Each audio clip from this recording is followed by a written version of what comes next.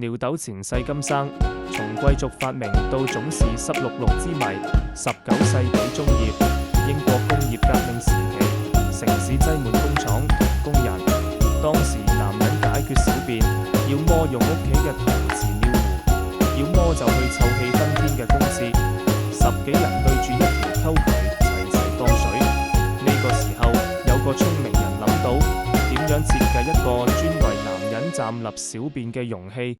最早嘅尿斗專利在1866年由美國人 Andrew Rankine 取得，但真正推廣開來嘅係英國衛生工程師 Thomas Trifon， 冇錯，就係著名陶瓷品牌創辦人。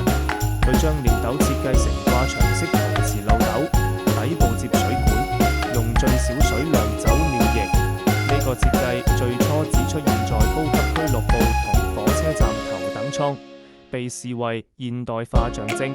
點解尿斗會普及？答案好現實，慳水慳位。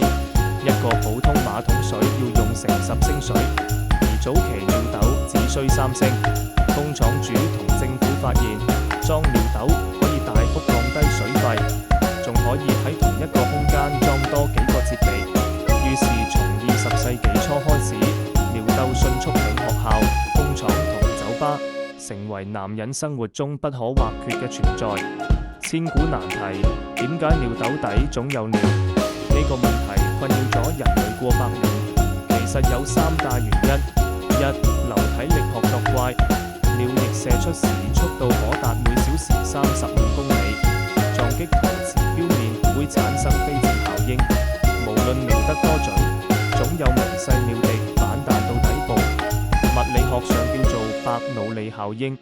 2、設計缺陷，早期尿斗為避免濺出，設計成深漏斗形，但現代尿斗為咗美觀同易清潔，變得愈來愈淺，反而更容易反彈。3、廁所心理學研究發現，男人在小便時如果被旁觀或者趕時間，命中率會下降23%。更諷刺嘅係，尿斗上印製嘅蒼蠅圖案發明於阿姆斯特丹機場，原本為提高瞄準度，有時反而令人分心。有趣冷知識：日本 TOTO 曾推出音機尿斗，按下按鈕會播流水聲，掩蓋尷尬聲音。1917年藝術家道上把尿斗命名噴泉展覽。顛覆藝術界，北歐有餐廳將尿斗改成啤酒機，要射中目標先有啤酒飲。時至今日，尿斗已經進化到有自動感應、體檢功能，但底部那灘神秘液體依然存在。或許這正是人類文明嘅幽默寫照。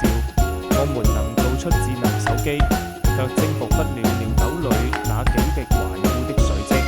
下次見到尿斗底濕身，不妨會心一笑，這可是跨越3個世紀嘅人類共同煩惱啊！